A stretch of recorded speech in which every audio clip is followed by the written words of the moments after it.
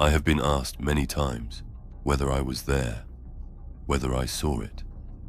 People ask this the way they ask about weather at a famous battle, wanting the texture of history, wanting to feel that the past has a specific smell and temperature, rather than the flat distance of documents. They want me to say yes, and I always do, because the answer is yes. I was there. I saw it. What I never say, what I have not said to anyone in 31 years, not to the Remembrancer cohorts who survived alongside me, not to the scribes who have come to record my testimony, not even to the confessor I kept for 6 years before I stopped seeing the point, is what I actually saw, not the war. Everyone saw the war. Something smaller than the war. Something that has not left me. My name is Petr Enoch. I was assigned to the 203rd Expedition Fleet as a visual documentarian, a painter, though that word flattens what the work was. I was not painting battles. I was not painting glory. The Remembrancer program did not send us out to make propaganda, whatever the histories have made of it since.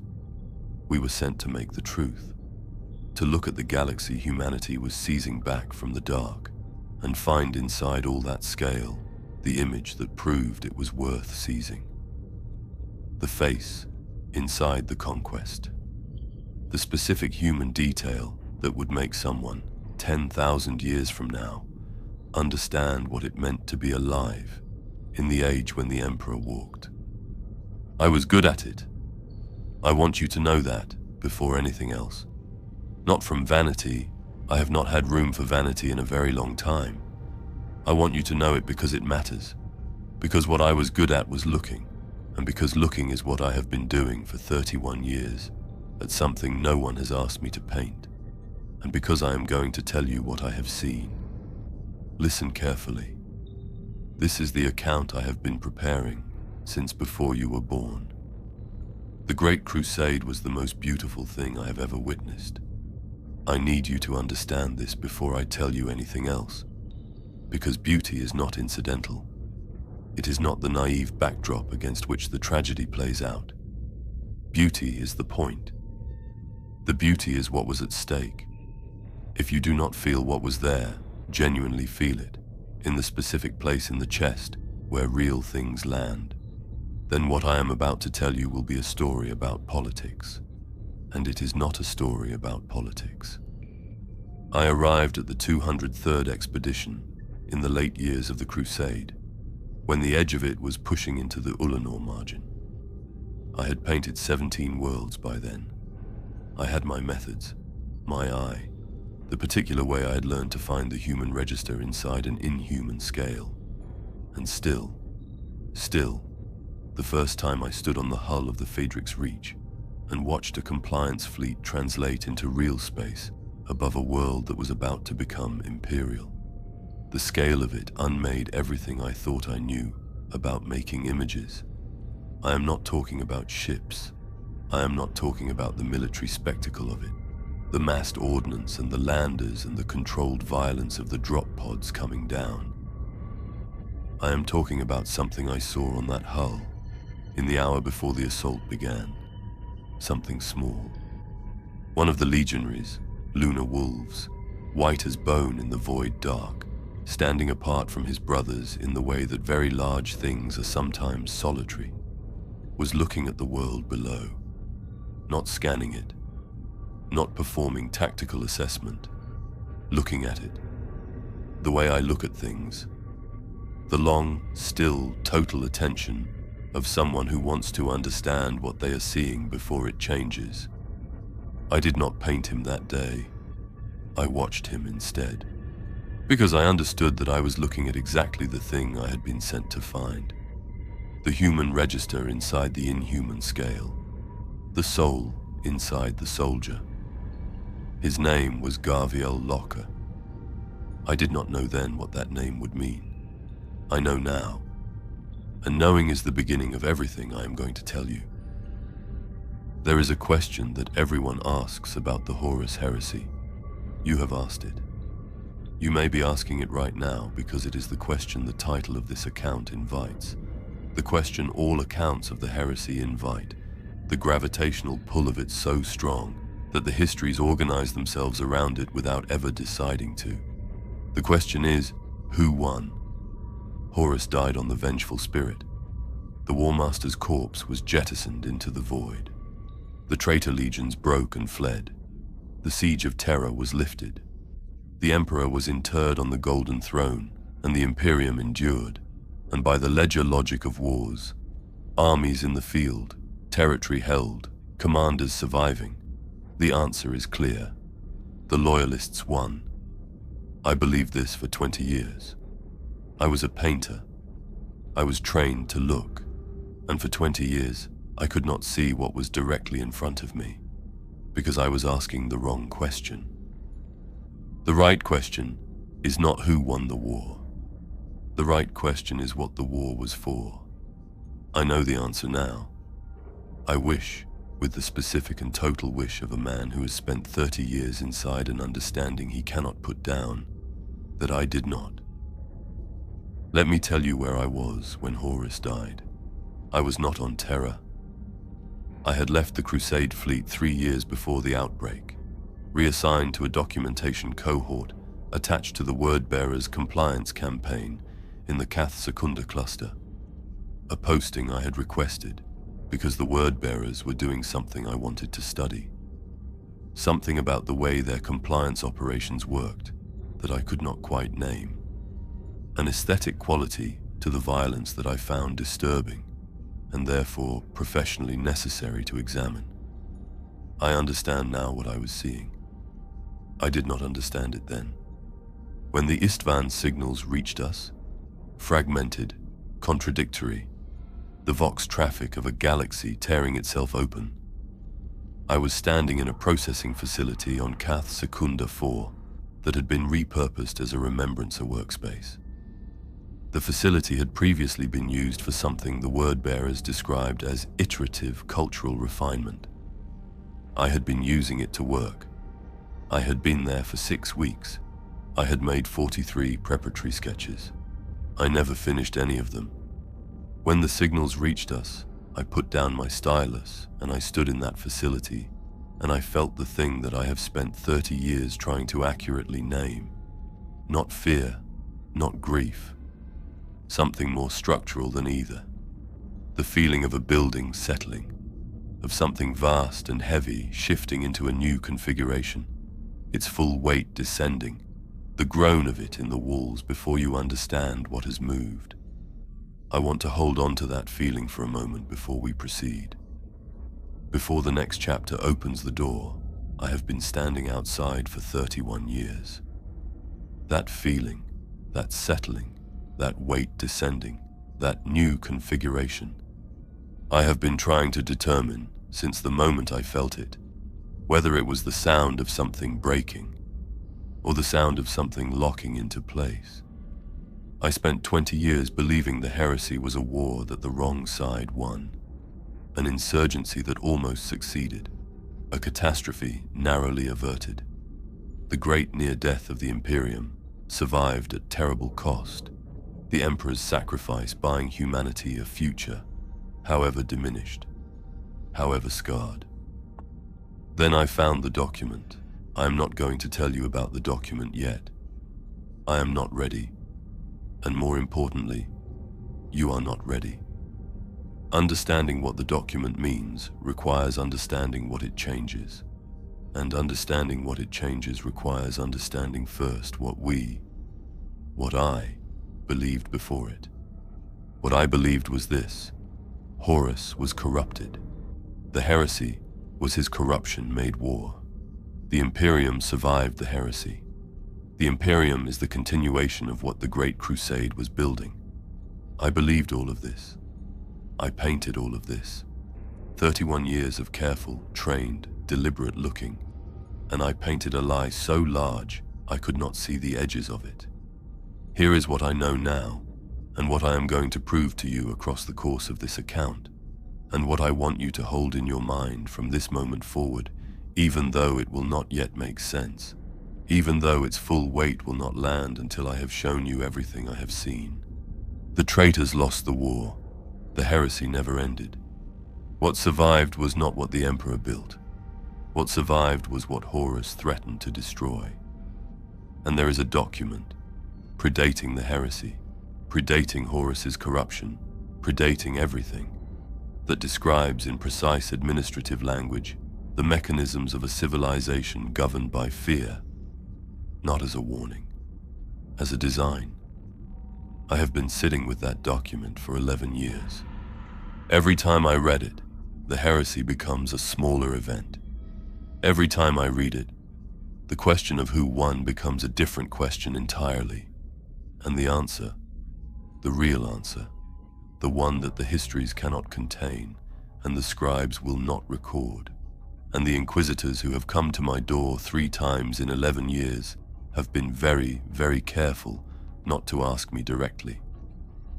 The answer is the thing I have been waiting 31 years to say. We will arrive at it together. But first, before the document, before the revelation, before the weight of it descends, I need to show you the crusade. I need you to feel what it was, what it promised, what it meant to be alive in the age when we believed it. Because you cannot understand what was lost unless you have held it. And you cannot understand what replaced it unless you have grieved for what it replaced. The crusade was real. The dream was real. That is the cruelest thing I know. And we are only just beginning. The shape of what came after. The specific moment Petr Enoch first understood that something in the imperial response to the heresy was wrong. Not with the enemy, but with the answer. And the order he witnessed being given in a processing facility on Cath Secunda 4, 3 weeks before the Istvan signals reached them. An order that, in retrospect, did not feel like a response to the heresy at all. It felt like preparation for it. Chapter 2. The Shape of the Dream. The order was given on a Tuesday. I know this because I wrote it down. Not the order itself. I did not know in the moment that I was witnessing something worth recording. I wrote it down because I was a remembrancer, and writing things down was the reflex of my profession. The same way a soldier checks his weapon before he checks the horizon. Date, time, location, atmospheric conditions, the quality of the light. The small notations that frame an image before you understand what the image is of.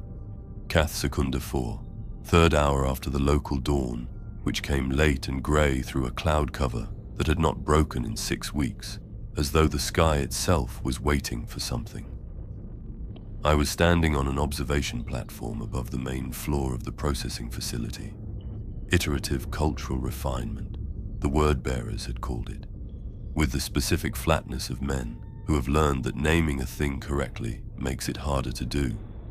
And below me, on the main floor, a word-bearer whose name I did not know was issuing instructions to a compliance officer whose name I also did not know. I was watching them because the light was interesting. The grey cloud-filtered light coming through the facility's high windows, the way it fell on the compliance officer's face, the specific expression he was wearing. I had been trying to paint that expression for 6 weeks. I had not found it yet. I found it that morning. The expression was not fear. It was not reluctance. It was not the face of a man being asked to do something he did not want to do. It was something more precise and more terrible than any of those things. It was the face of a man who had stopped asking questions. Not a man who had been broken into compliance. Not a man who had been frightened into it. A man who had, at some point prior to this morning, made a decision, quiet, private, probably gradual, that certain questions were not his to ask. That the machinery he served was larger than his understanding of it, and that the gap between the machinery and his understanding was not his responsibility to close. That following the order was not the same as agreeing with it, and that this distinction was sufficient. I know that face well now. I have seen it 10,000 times in 31 years. It is the most common face in the Imperium of Man. I did not paint it. I stood on the platform with my stylus in my hand, and I watched the order being given and received, and I felt for the first time the thing I described at the end of the last chapter, that structural feeling, that settling, not a response to what I was seeing, something older than what I was seeing, something the seeing had simply made legible. I will tell you what the order was, but first I need to tell you what I understood about the word bearers, because without that context the order is merely brutal, and brutality was everywhere in the crusade. The order was not remarkable for its brutality, it was remarkable for its precision. The word bearers were the 17th Legion. I want to say this plainly before I say anything else about them, because the histories have done what histories always do with the losers. They have made the word bearers into a category, a symbol, a cautionary illustration of what happens when faith goes wrong. Lorgar Aurelian as the scorned child, the Legion as his grief made militant. The pilgrimage of Lorgar as the pivot point, the moment the 17th turned from the Emperor toward the ruinous powers, and the heresy became, in retrospect, inevitable. This is not wrong, but it is incomplete in the specific way that convenient histories are always incomplete. What the word-bearers were before the pilgrimage, before the corruption took its full hold, was this. They were the most committed legion, the most genuinely, completely, totally invested in the project of the Imperium. Not as a military endeavor, not as a political entity, as a faith. The word-bearers believed in the Emperor the way that men who have found the only true thing they have ever encountered believe in it, with the kind of absolute totality that has no room left over for doubt, for qualification, for the small, merciful spaces that doubt creates in a true believer's life. Lorgar wrote the Lectitio Divinitatus. You know this. What you may not have considered is what it means that the most devoted, most sincere, most spiritually committed of the Primarchs wrote the text that would become the founding document of the imperial cult. The same imperial cult that the Emperor expressly, specifically, repeatedly forbade.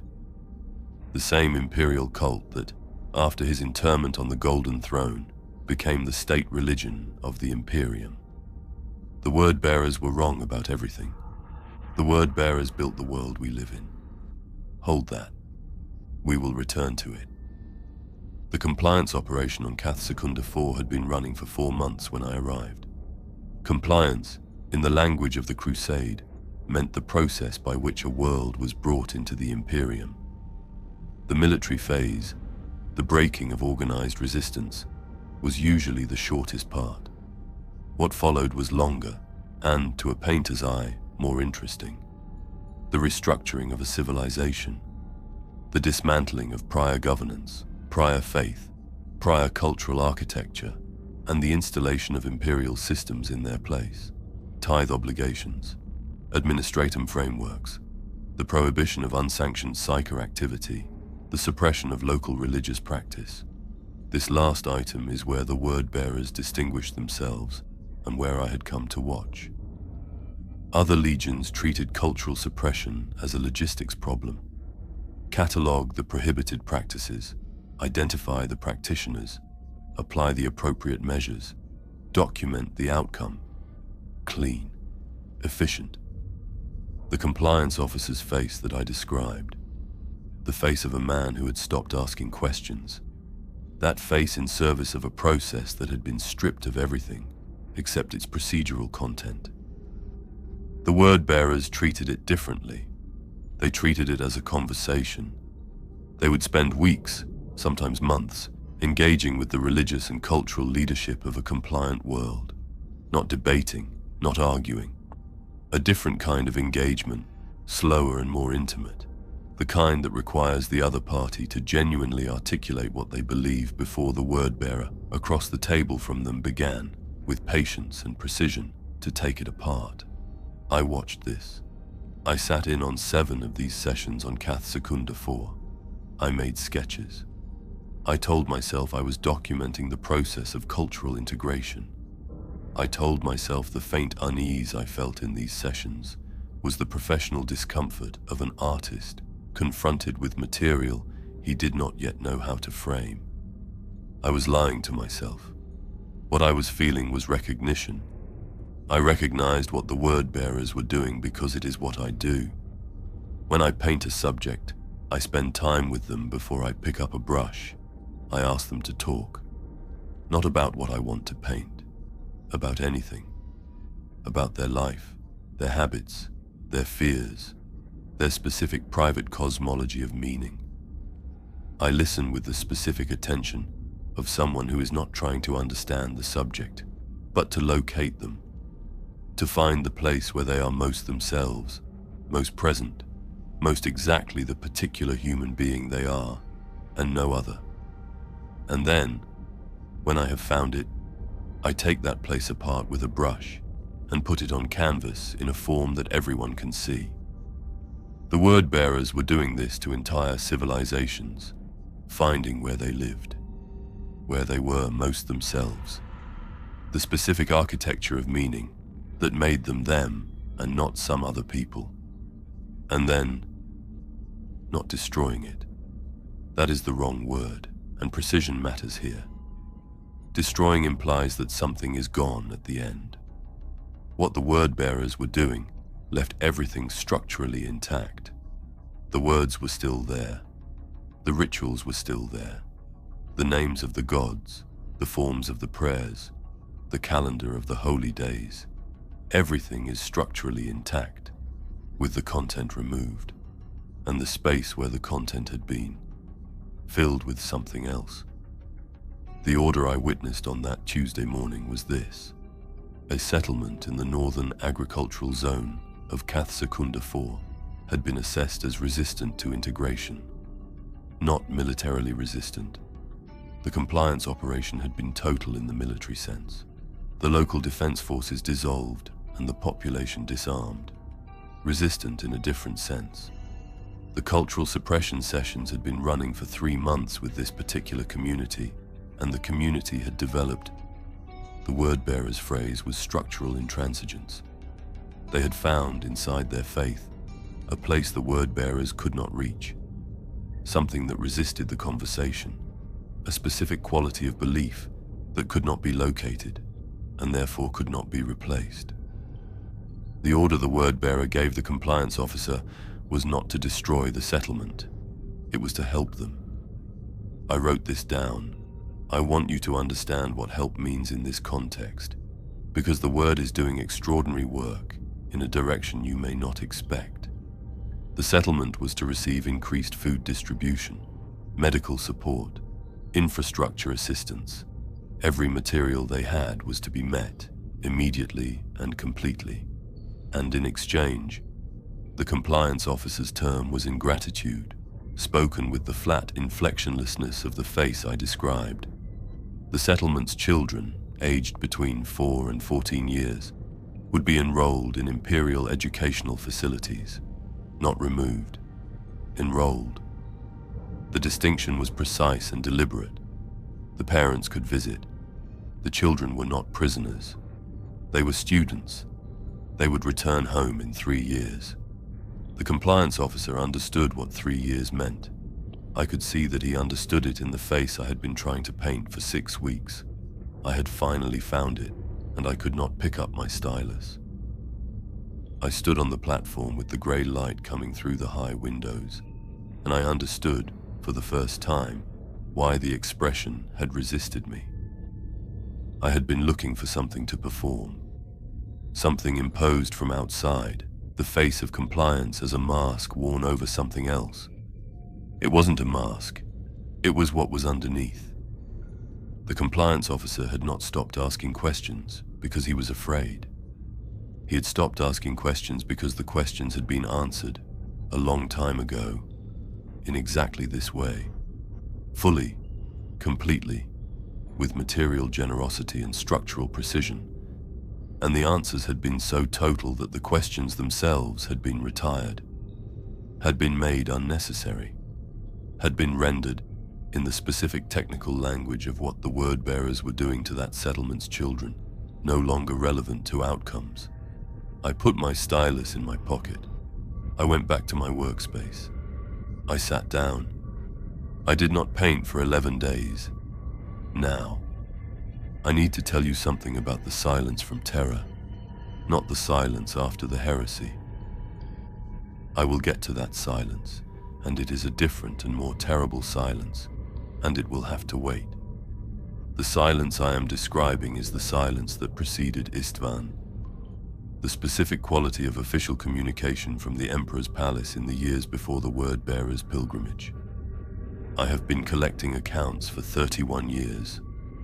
I have spoken to Remembrancers, to Legion serfs, to administratum officers who served during the late Crusade, to anyone who would tell me what the communication from terror felt like in the years when the heresy was gathering, still invisible, still below the horizon of anyone's awareness. What I have found, consistently, across dozens of accounts, is a specific word. It appears again and again in the accounts of people who were not talking to each other, who had no reason to use the same word, who arrived at it independently through their own experience of the period. The word is administrative.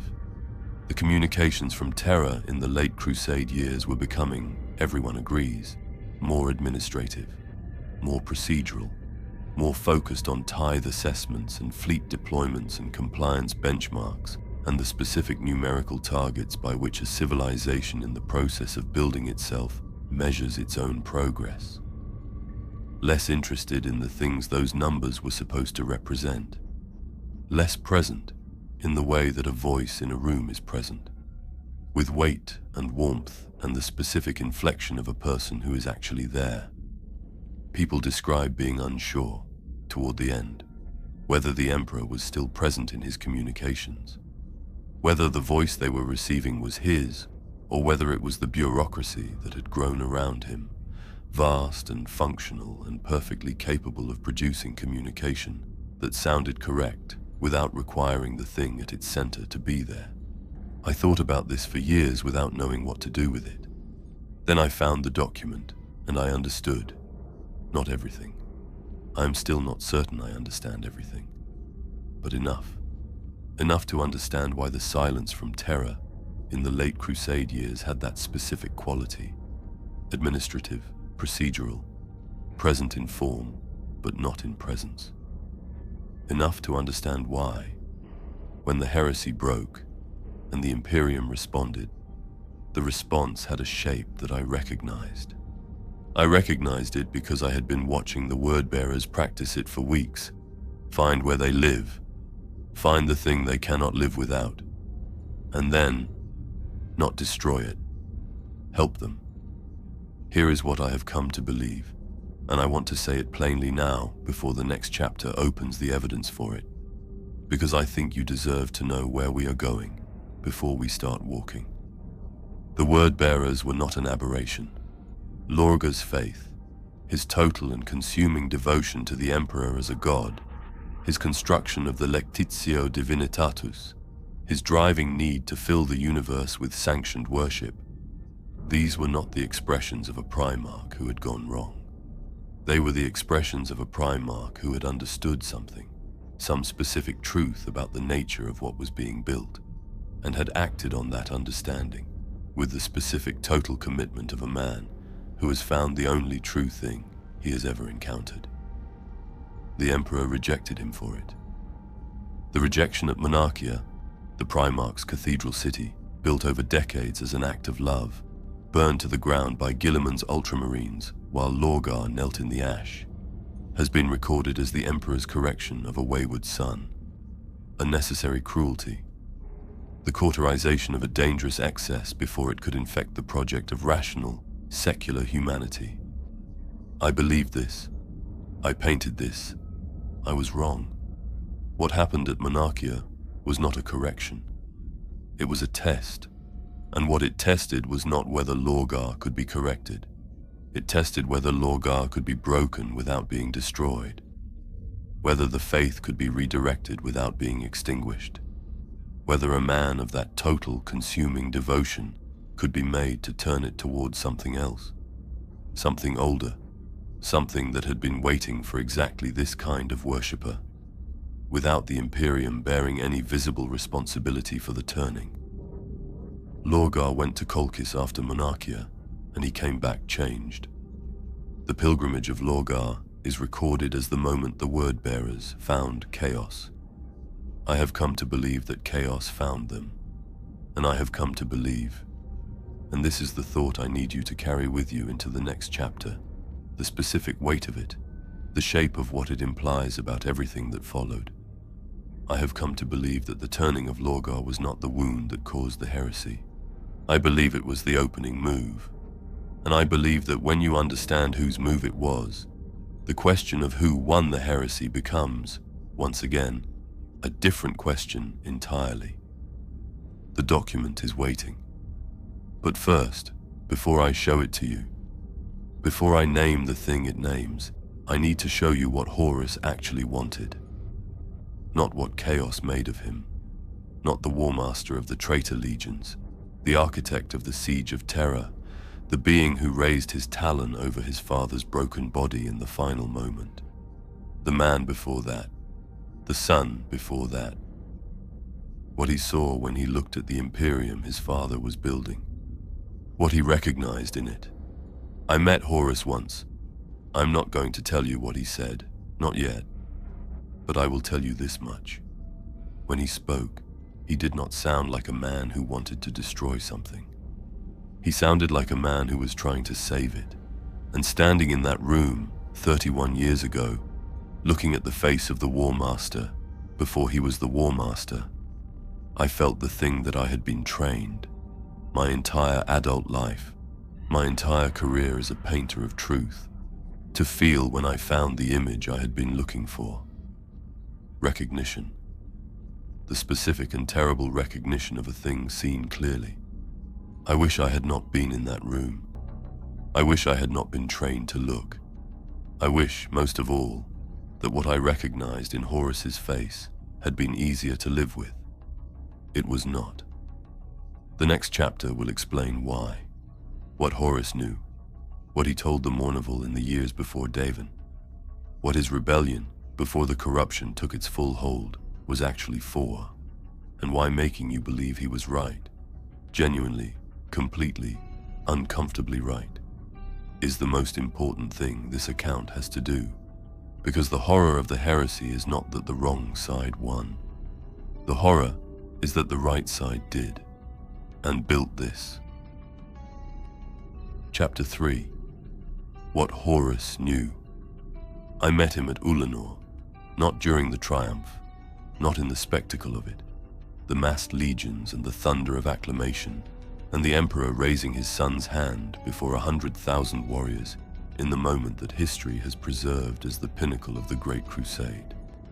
I met him 2 days before the triumph, in a briefing chamber aboard the Vengeful Spirit that I had been granted access to through channels I will not detail, because the channels involved a compliance officer who is almost certainly dead now, and whose name I have protected for 30 years, and will protect until I am no longer capable of protecting anything. The chamber was small. That is the first thing I remember. You expect the spaces that powerful men inhabit to reflect their power, to have volume and weight proportionate to the decisions made inside them. This room was a working room, charts on every surface, empty recaf vessels, the specific comfortable disorder of a space used by someone who does not perform their intelligence for an audience, who thinks, actually thinks, without arranging the evidence of thinking for visitors. Horus was standing at a chart table when I entered. He did not look up immediately. He finished what he was reading, and then he looked up, and I want to describe what I saw in that moment with the precision it deserves, because I have been living inside this description for 31 years, and I want to get it exactly right. He was large. This is the unavoidable first fact about a Primarch at close range. The scale of them, the way they make the room recalibrate, the way your eye keeps trying to find the distance that would make them fit the frame of a person, and cannot find it. But within the largeness, within the physical fact of what he was, there was something I had not expected and have never been able to fully account for. He was tired, not physically, not the fatigue of a body that has been pushed past its limits. The Primarchs did not have limits in that sense, not limits a painter could read in a face. This was something else, the tiredness of a mind that has been carrying a specific weight for a long time, that has gotten very good at carrying it, and that is no longer certain the weight is worth what the carrying costs. I know that tiredness. I have worn it for 31 years. I recognized it in him in the first moment, before he had spoken a single word to me, and the recognition sat in my chest like a coal. He said, "You paint things as they are, not as they should be." It was not a question. I said, "I try to." He said, "Good. I need someone in this room who does that." And then he told me what he was afraid of. I am going to tell you what Horus said in that room. Not all of it.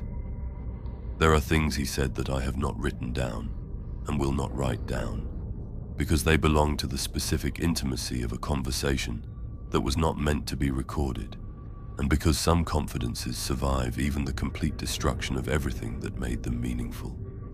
But the substance, the core of what he was afraid of, the shape of the fear, the specific contours of the thing he had seen and could not unsee, that I will tell you. Because it is the center of everything. Because without it, the heresy is a story about ambition and corruption and the ruin of a golden age. And that story, however tragic, is a story with a container, a beginning and an end, a villain and a cost and a lesson. The story Horus told me does not have a container. It is still happening, right now, while you listen. He had been watching the Administratum grow. This is where he started. Not with chaos, not with the ruinous powers, not with the wound on Davin that the histories have made the fulcrum of his fall. He started with something administrative, something procedural. The specific, observable, measurable growth of the bureaucratic apparatus of the Imperium in the years since the Crusade had begun to produce compliant worlds rather than merely military victories.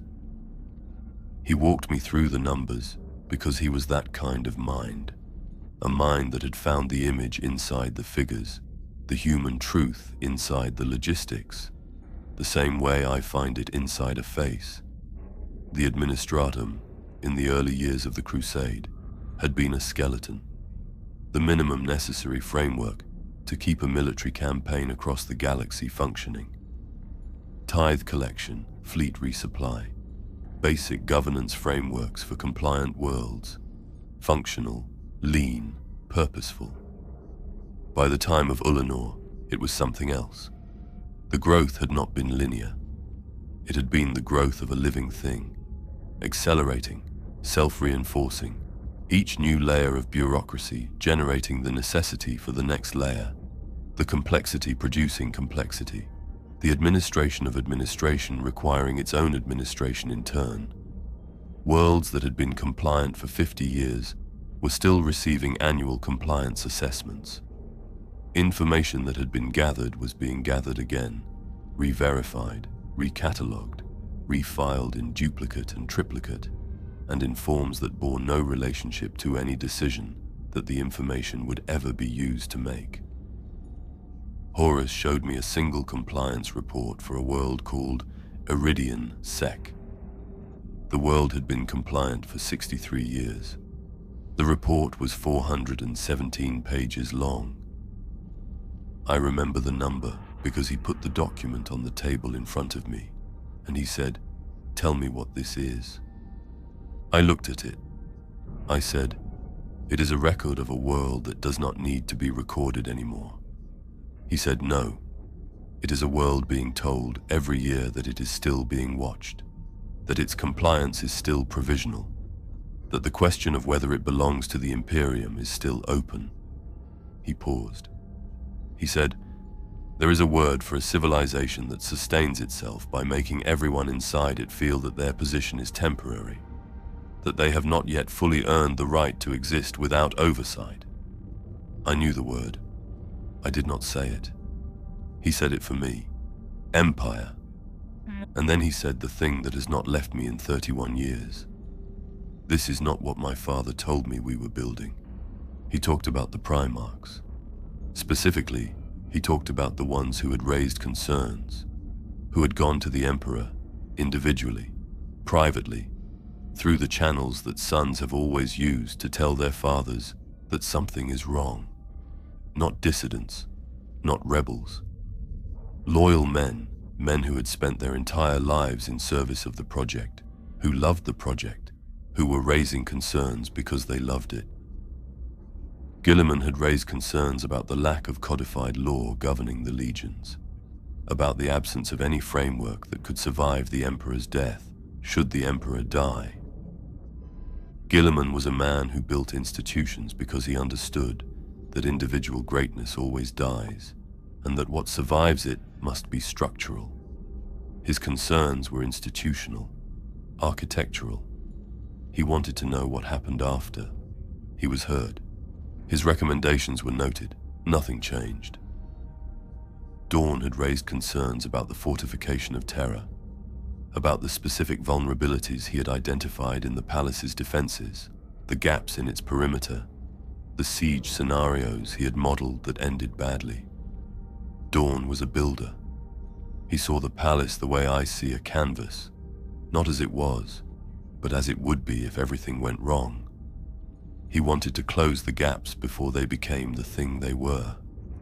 He was heard. His recommendations were noted. Nothing changed. Magnus had raised concerns about the Edict of Nicaea, the prohibition on unsanctioned psychic activity, not as a defense of his own practice, but as a warning. The warp was not static. The things that moved in it were not indifferent to human attention. Restricting the psychers who could monitor it, study it, understand it, was not a safety measure. It was willful blindness in the direction of an existential threat. He was heard. "You know what happened to Magnus?" Horus looked at me across the chart table, and he said, "I am not telling you that my brothers are always right. I am telling you that none of them have ever been listened to, not truly listened to, not in the way that produces changed outcomes." He said, "Do you know what it means when a father hears every complaint and acts on none of them?" I said, "It means the complaints are not the point." He said, "It means the father has already decided. It means the structure is not a mistake that can be corrected. It means the structure is the intention." He was quiet for a moment. Outside the viewport, the Ulanor system moved in its ancient indifferent orbits, and the fleet gathered for the triumph, and the galaxy that the Emperor had spent 200 years recovering from the old night hung in the dark around us. Then he said, "I love my father. I need you to know that. Whatever you paint, whatever record you make of this, I love him. But I think he is building something that will outlast the love. And I think that when it does, no one will be able to tell the difference between the thing he intended and the thing that replaced it." I looked at his face. I found the image I had been trained to find. I picked up my stylus.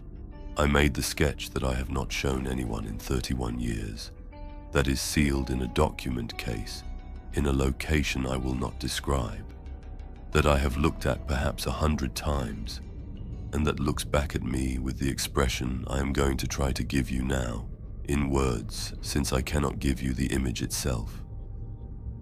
The expression was grief. Not performing grief. Not the grief of a man who has lost something.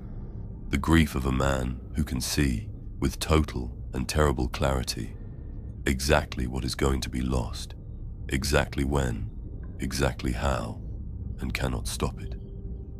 The grief of a painter looking at a canvas he cannot save. Now I need to tell you the hardest thing, the thing that the histories of the heresy, loyalist and traitor, official and suppressed, The 1,000 accounts I have read in 31 years of looking, uniformly, consistently, without exception, avoid. Not because they do not know it, because it is easier to live inside the story where Horus was wrong. Horus was not wrong. I need you to hold that. Not as a provocation, not as a revisionist gesture, the historian's trick of rehabilitating the villain to demonstrate his own sophistication. I need you to hold it as a fact, arrived at through 31 years of careful, trained, deliberate looking, by a man whose entire professional life has been devoted to seeing things as they are, rather than as they should be. Horus was not wrong about what the Imperium was becoming. Everything he identified in that room, the bureaucratic calcification, the self-reinforcing hierarchy, the governance by provisional compliance, the treatment of human beings as material to be administered rather than lives to be lived. All of it is present in the Imperium that survived him.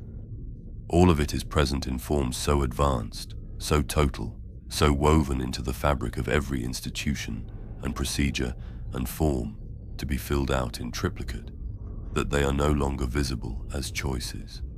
They are visible as the nature of things, as the way things are. That is not a tragedy. That is victory, just not Horus's. Let me tell you about the Mournival. Specifically, let me tell you about a conversation Horus had with the Mournival in the period between Davin and the outbreak of open conflict. A conversation I did not witness, that was told to me by one of the surviving members in the years after the heresy, in a location and under circumstances I will not detail, because the member in question was keeping their survival very carefully to themselves, and I have no intention of being responsible for ending it. The conversation was about the Emperor's silence, not the administrative silence I described in the previous chapter, the procedural quality of the late Crusade communications. A different silence, the specific silence of a father who had stopped speaking to his sons as sons, who had retreated in the final years of the Crusade into the palace and the project he was working on inside it, the thing he would not name and would not explain and would not permit inquiry into, the thing that was consuming his attention so completely that the Great Crusade, the project of 200 years, the recovery of humanity, the return of the Emperor's light to 10,000 worlds, had begun to feel, to the Primarchs who were fighting it, like an errand they had been sent on, so that the real work could be done without them. Horus told the Mournival, he is building something that does not include us. He did not mean the legions. He did not mean the Primarchs as military assets being superseded by a new weapon. He meant something more fundamental, more personal. He meant that the thing the Emperor was building in the basement of the palace, the project that we now know was the foundation of the Webway Initiative, the attempt to give humanity a safe path through a galaxy that the shadow in the warp was making increasingly impassable.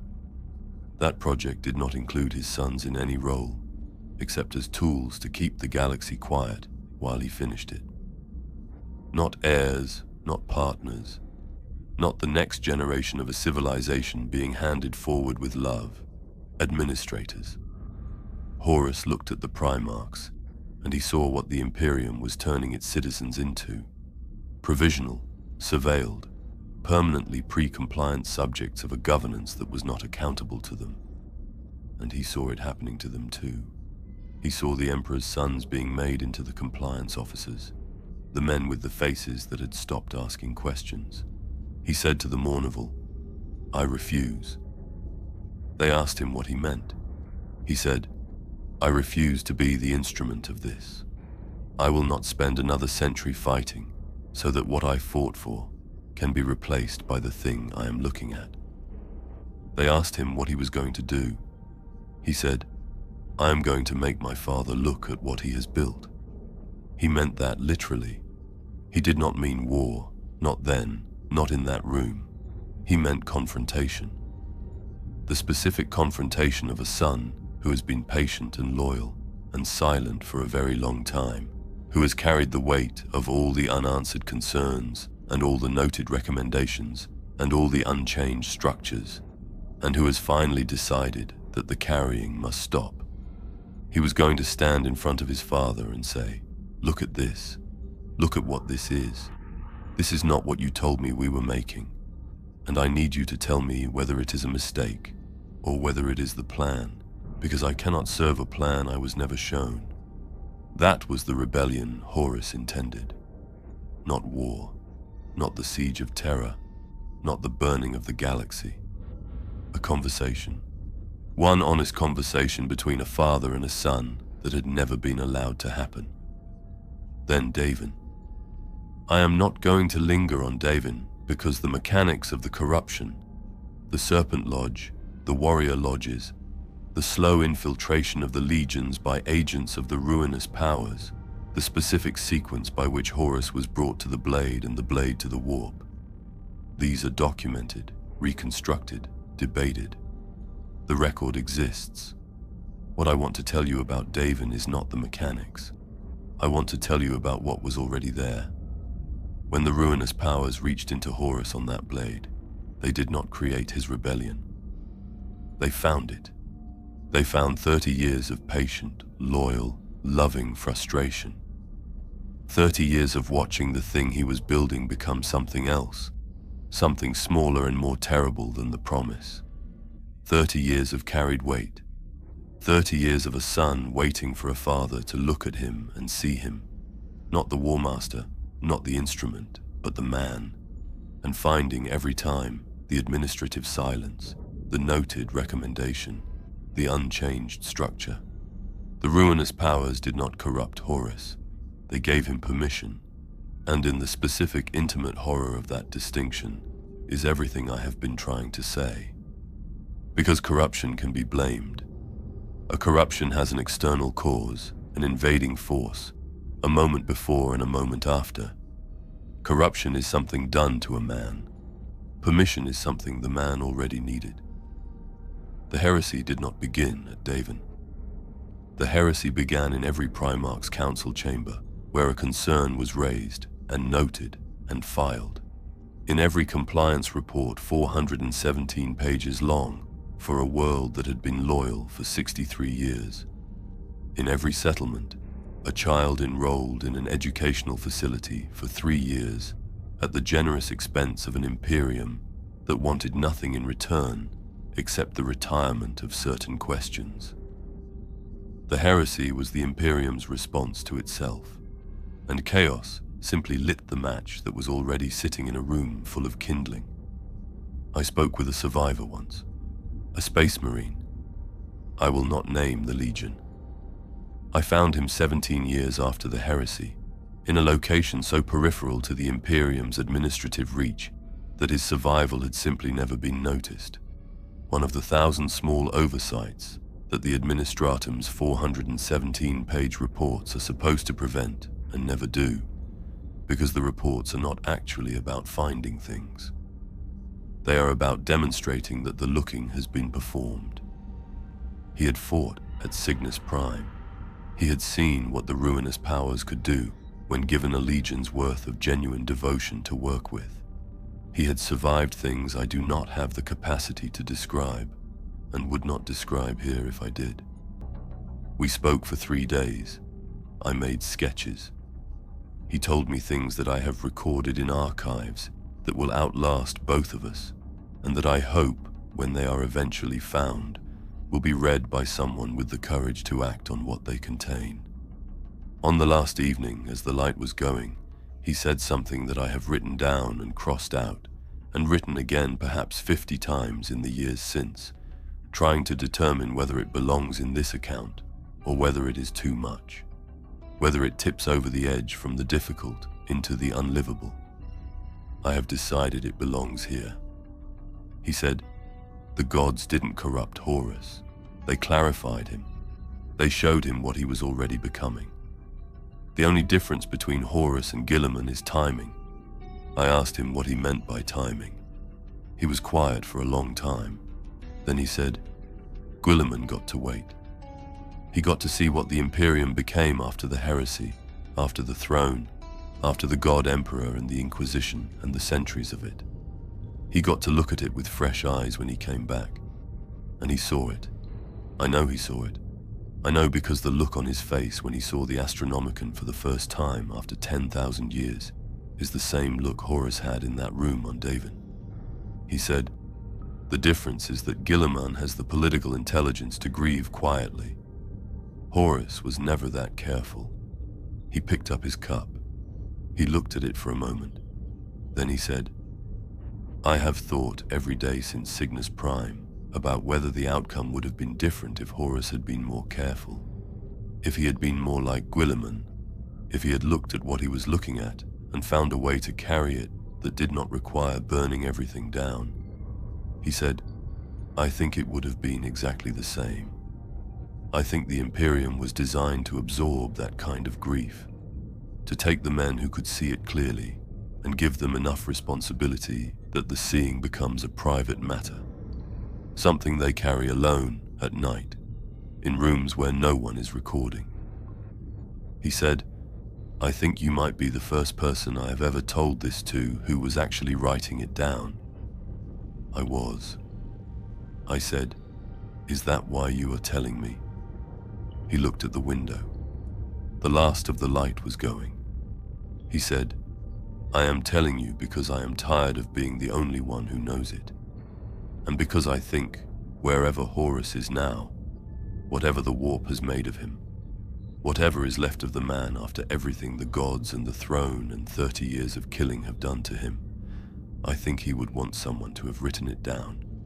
He said he was trying to save something. "I need that to be in the record somewhere. It is in the record. It is here. I need to tell you the shape of the horror now. The shape of it, before the next chapter opens the evidence, before the document and the 30 years of what came after, before the weight of it descends in full." Horus looked at the Imperium his father was building, and he saw it clearly. The bureaucratic suffocation, the governance by fear, the systematic retirement of every question that might threaten the structure's self-perpetuation, and he rebelled against it. He lost, and in losing he gave the Imperium the one thing it had been missing, an enemy, a permanent, external, existential enemy against which every internal question could be measured and found wanting, against which every concern could be weighed. The 417-page compliance report, the 3-year educational enrollment, the noted recommendation, the unchanged structure, and dismissed. Because the enemy is at the gates, because this is not the time, because the question of whether this is the civilization worth defending must wait until the civilization has been defended, and the civilization must always be defended, and therefore the question must always wait. Horus wanted to force a conversation. He forced a war instead. And the war is the reason the conversation can never happen. That is not ironic. That is not the tragedy of good intentions destroyed by chaos. That is a mechanism, precise, functional, self-sustaining. The same mechanism the word-bearer used in a compliance facility on Cath Secunda 4. Find what they cannot live without. Provide the conditions in which it cannot exist. Watch the question retire itself. The question Horus was asking, what are we building, and is it worth what we are destroying to build it, is the question the Imperium cannot answer, cannot afford to answer, will not answer, because the answer is the one thing the structure cannot absorb and remain the structure. The heresy did not prevent that conversation. The heresy is the prevention of that conversation, ongoing, permanent, by design. I said at the beginning of the last chapter that I believed Lorgar's turning was not the wound that caused the heresy. I said I believed it was the opening move. I said that when you understand whose move it was, the question of who won becomes different. I am going to tell you now whose move it was. Not chaos. Not the ruinous powers. Not the dark gods. not the ancient malevolent intelligences of the warp that fed on human suffering and had every reason to want humanity's greatest hope for itself consumed in a fratricidal war before it could become the thing it was trying to become. Not them. They were instruments. The opening move was made by whoever looked at the trajectory of the Great Crusade, the genuine, specific, measurable possibility that it contained, the possibility of a galaxy-spanning human civilization that was rational and free and genuinely, structurally committed to the flourishing of the specific human beings inside it, and decided that this outcome was unacceptable. I have been trying to determine, for 11 years, who that was. The document is the closest I have come to an answer. I'm going to show it to you in the next chapter. But before I do, before we look directly at the thing I have been looking at for 11 years, I want to give you a moment. Not to rest, to understand what resting means, here, at this point in the account. We are about to cross a threshold past which the comfortable version of this history is no longer available. Not because I will take it from you. You can put this down at any point. You can decide that the weight of what I am about to show you is not a weight you want to carry. You can return to the version of the heresy that is a tragedy, a real tragedy, a genuine and terrible loss, and find comfort in its container, its beginning and its end, its villain and its lesson. Many people have made that choice. I understand it. What I cannot do, what I have not been able to do for 11 years, what the document made permanently impossible, is make it myself. So, in the next chapter, I'm going to tell you about a civilization that builds itself on fear. I am going to show you the document that describes, in precise administrative language, exactly how to do it. And I am going to ask you a question that I asked myself 11 years ago and have not stopped asking since. The question is not, who built this? The question is, what does it mean that you already know the answer, that you have always known? That every codex, every campaign, every piece of lore you have ever consumed has shown it to you, openly, in plain sight, without concealment. That the Imperium has never hidden what it is. It simply counted on you being comfortable enough inside it to call it grimdark and move on. I was comfortable for 20 years. Then I found the document. The next chapter is the document, and after you have read it, comfort will be a different kind of thing. It will be a choice, the kind of choice that has a face. You know the face. I painted it, on a Tuesday morning, in grey light, in a facility whose purpose was the retirement of questions. The face of a man who had stopped asking. The mercy of the obvious enemy. The document, and the specific, administrative, entirely procedural horror of a civilization that does not need to hide what it is, because it has made the seeing of it indistinguishable from loyalty. The chapter after this one is the one I almost did not write. I wrote it anyway. You will understand why when you reach the end of it. Chapter 4. The mercy of the obvious enemy. For a long time, the existence of chaos was a comfort. I want you to sit with that sentence before I explain it, because I think the explanation will land harder if you have had a moment to feel how wrong it sounds, how counterintuitive, how the word comfort placed next to chaos, next to the ruinous powers, next to the Eye of Terror and the daemon hosts and the 10,000 years of everything that poured through the wound the heresy tore in the fabric of the galaxy, produces a kind of cognitive resistance, a rejection reflex, the mind saying, no, that cannot be right. Nothing about chaos is a comfort. And yet, for 20 years after the heresy, the existence of chaos was the most stabilizing fact in my life. Here is why. An obvious enemy is mercy. I mean this precisely, and I want to build the precision carefully, because it is the foundation of everything this chapter has to do. And this chapter has to do something difficult. It has to give you the exhale. It has to let you breathe. It has to feel, for a specific and calibrated period of time, like the account has found its floor. The solid ground beneath all the horror. The place where the weight finally rests on something that will hold it. I need you to breathe. Because what comes after the breathing is the thing I have been building toward for 4 chapters. And it will be easier to receive if you are not already holding your breath when it arrives. An obvious enemy clarifies. This is its mercy.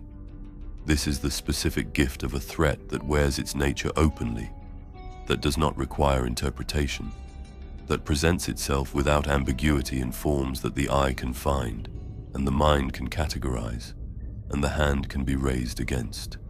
A daemon is a daemon. The eye of terror is the eye of terror.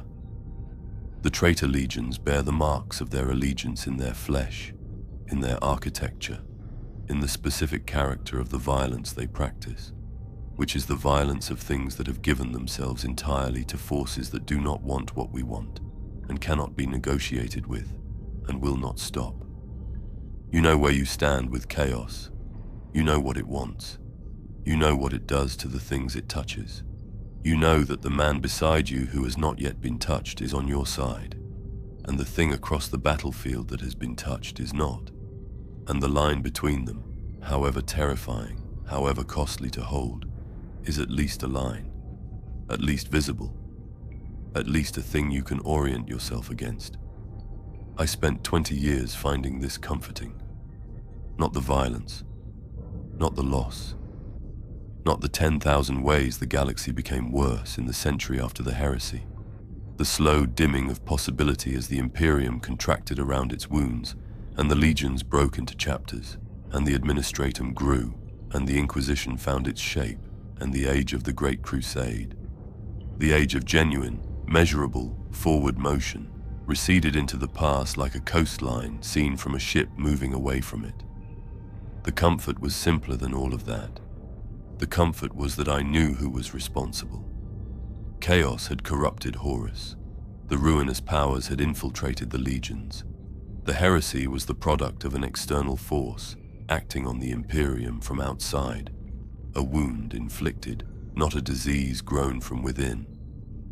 The Imperium that emerged from the heresy was damaged but not culpable. Scarred but not implicated. A survivor, not an architect. For 20 years I believed this. For 20 years I painted this.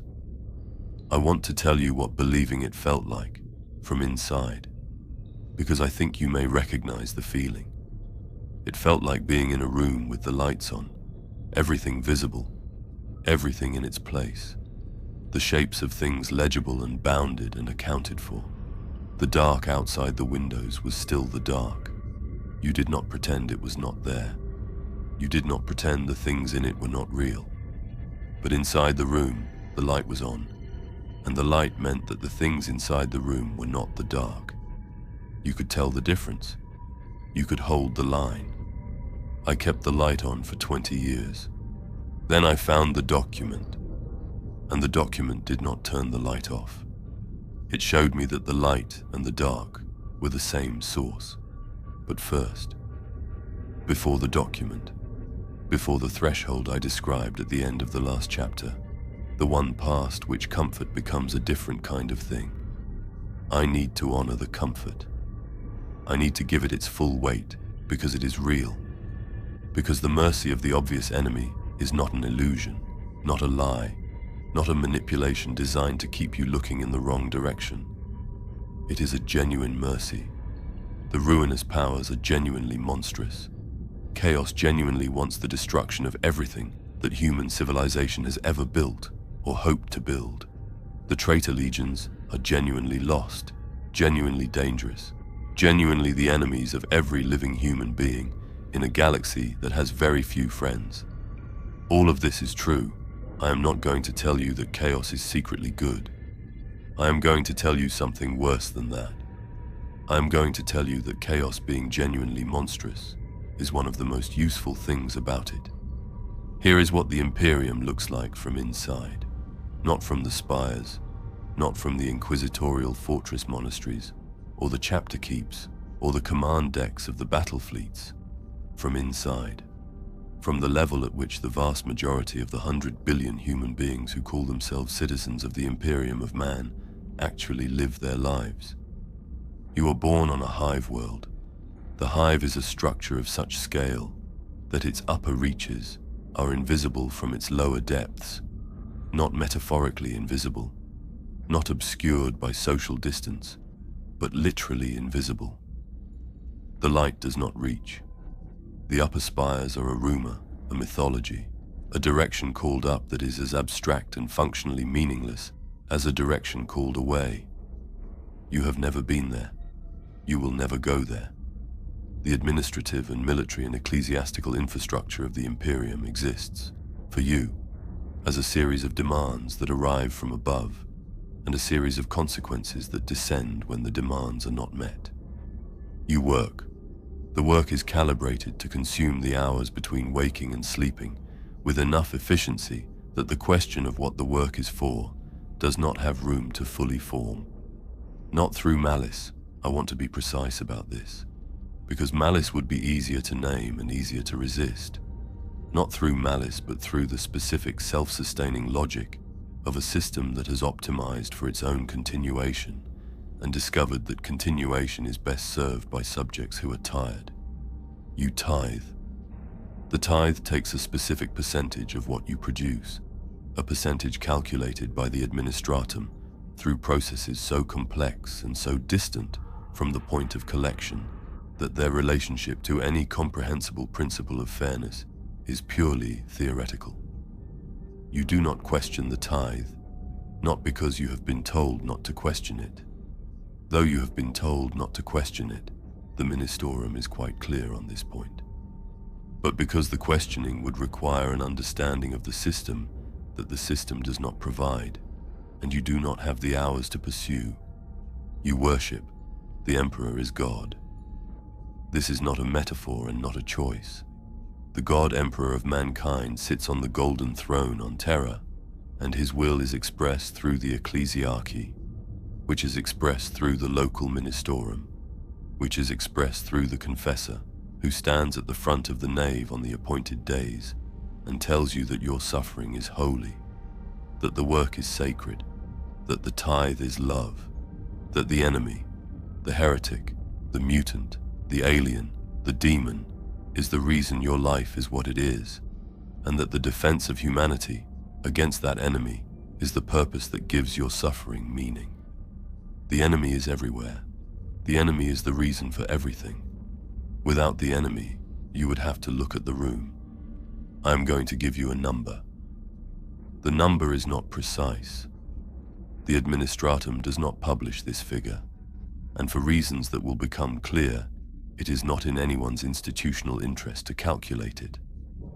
But I have spent 31 years collecting data points, speaking to survivors, reading the suppressed records that exist in the margins of compliant archives, and I am confident that the number, while approximate, is not wrong in any way that matters.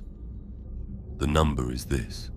In any given century, the Imperium of Man loses more human lives to the Imperium of Man than to any external threat. Not to chaos, not to the Orc empires or the Eldar raids or the slow creeping advance of the Tyrannid hive fleets at the galaxy's edge.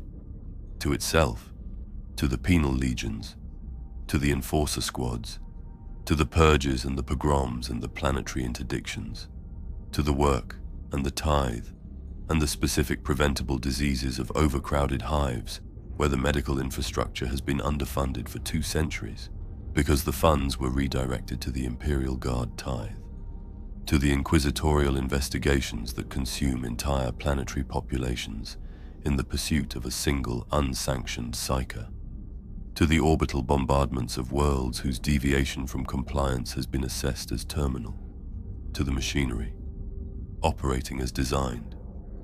I want to be careful here. I am not describing malfunction. I am not describing a system that has drifted from its intentions, that was meant to protect human life, and has instead through corruption or mismanagement or the accumulated errors of 10,000 years, begun to destroy it. I am describing a system that is working. That has always worked. That was built to work this way. And here is where the mercy of the obvious enemy becomes something else. Because as long as chaos exists, as long as the Traitor Legions are real, and the Eye of Terror is real, and the demons are real, and the existential threat to humanity is real, the number I just gave you is not a damning number. It is a cost. It is the price of survival in a galaxy that is genuinely, specifically, trying to kill every human being in it. You cannot argue with a cost, while the thing the cost is paying for is the only thing between you and the dark. You cannot look at the room while something is trying to break down the door. This is not an accident. I found the document 11 years ago. I am going to tell you what it is, precisely, and where it came from, and what it says, and what it means. And I am going to do this without the dramatic architecture of a revelation held in reserve, without the delayed reveal, without the chapter epigraph's promise of something coming that then withholds itself for another 30 pages. I have earned the right, I think, and more importantly, you have earned the right to a direct accounting. The document is a strategic assessment. It predates the heresy.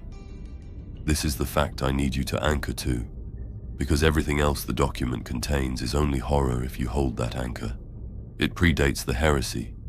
It was written before Davin, before the pilgrimage of Lorgar, before the warrior lodges and the Istvan drop site, and the first shot of the first engagement of the war that would define the next 10,000 years.